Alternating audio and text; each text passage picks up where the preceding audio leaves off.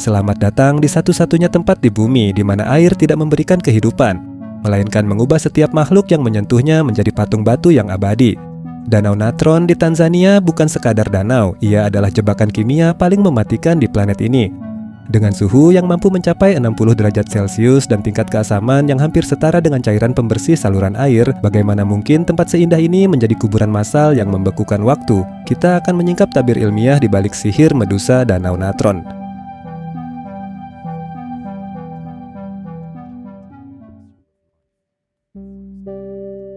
Banyak orang mengira Danau Natron dikutuk, namun penjelasan aslinya jauh lebih menarik sekaligus mengerikan. Secara ilmiah, danau ini sangat kaya akan natron, campuran alami dari natrium karbonat dan natrium bikarbonat. Bahan kimia ini berasal dari abu vulkanik gunung berapi aktif di dekatnya.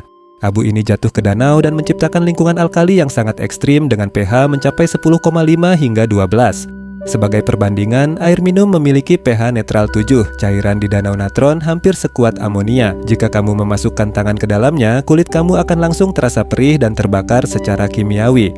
Konsentrasi garam yang luar biasa tinggi ini menciptakan lapisan air yang kental dan korosif. Namun, misteri terbesarnya bukan hanya pada senyawanya, melainkan bagaimana cairan ini bertindak seperti bahan pengawet Mesir kuno. Natron adalah bahan utama yang digunakan orang Mesir untuk mumi, dan di danau ini alam melakukan proses mumifikasi secara otomatis terhadap hewan-hewan yang malang.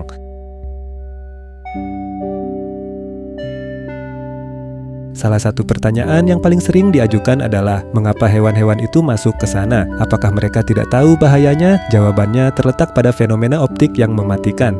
Karena kandungan garam yang sangat tinggi, permukaan Danau Natron seringkali menjadi sangat tenang dan bertindak seperti cermin raksasa yang sempurna. Burung-burung yang terbang di atasnya seringkali terkecoh oleh pantulan langit di permukaan air. Mereka mengira sedang terbang menembus ruang hampa atau langit yang luas, namun kenyataannya mereka menukik langsung ke dalam cairan alkali yang panas dan korosif. Begitu mereka menyentuh air, sistem saraf dan bulu mereka akan segera rusak. Hewan-hewan ini tidak langsung menjadi batu dalam sekejap seperti di film fantasi, melainkan mereka tenggelam mati karena luka bakar kimiawi, dan saat air surut, tubuh mereka yang sudah terlapisi kalsium karbonat mengeras dan mengering, menciptakan efek patung yang terlihat menakjubkan sekaligus mengerikan.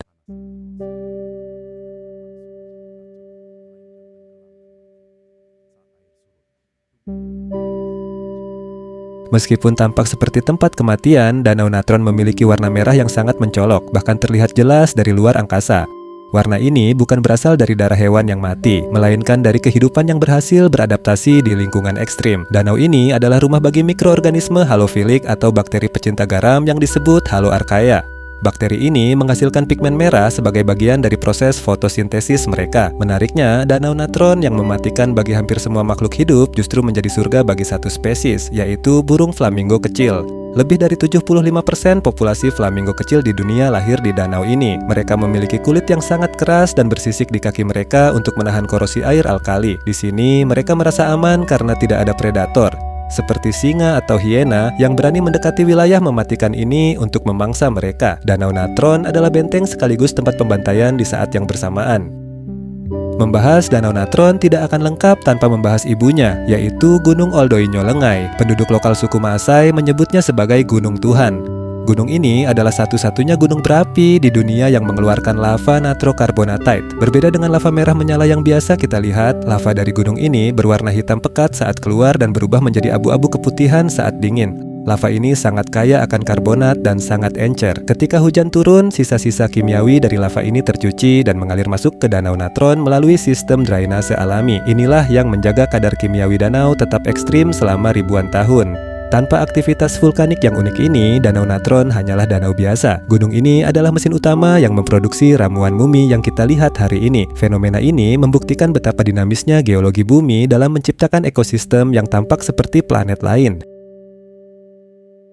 Meskipun tampak abadi dalam fosil-fosilnya, Danau Natron kini menghadapi ancaman nyata dari aktivitas manusia. Rencana pembangunan bendungan hidroelektrik dan pabrik penambangan soda abu mengancam keseimbangan kimiawi danau ini. Jika pasokan air tawarnya terganggu atau tingkat alkalinya berubah, ekosistem unik ini, terutama tempat perkembangbiakan flamingo, bisa hancur selamanya. Secara ilmiah, Danau Natron memberikan kita laboratorium alami untuk mempelajari bagaimana kehidupan bisa bertahan di lingkungan yang mirip dengan planet Mars atau bulan Jupiter Europa. Kehilangan danau ini berarti kehilangan kunci untuk memahami batas-batas kehidupan biologi. Kita harus melihat Danau Natron bukan hanya sebagai tempat yang menakutkan, tapi sebagai monumen alam yang sangat berharga.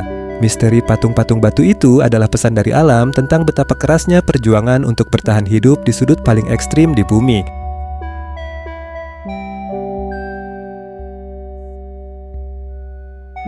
Danau Natron adalah pengingat bahwa alam semesta memiliki sisi yang indah sekaligus mematikan. Ia mengubah kematian menjadi seni yang membeku dan mengubah neraka kimia menjadi tempat perlindungan bagi spesies yang tepat. Bagaimana menurut kamu? Apakah kamu berani berdiri di tepi Danau Merah ini dan melihat langsung patung-patung abadi karya alam tersebut? Jangan lupa untuk memberikan pendapatmu di kolom komentar dan bagikan video ini jika menurutmu misteri Danau Natron layak kamu bagikan.